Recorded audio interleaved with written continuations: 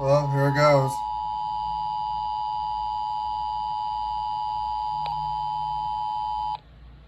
This is a required monthly test of the emergency alert system.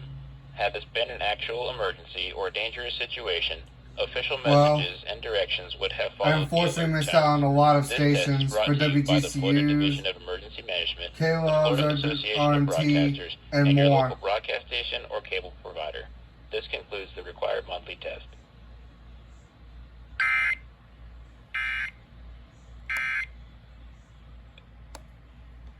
Well, so I just have to use WHPT only.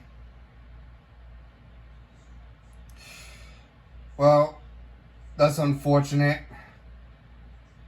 I unfortunately missed out on WGCUs, Winks, WZJZs, WJGOs, K-Loves, and more.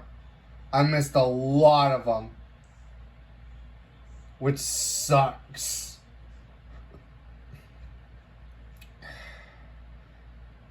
Yeah, I unfortunately missed out on WGCUs, RMT, so I have to use WHPT only. So the only station I'm only going to get is WHPT. That's it.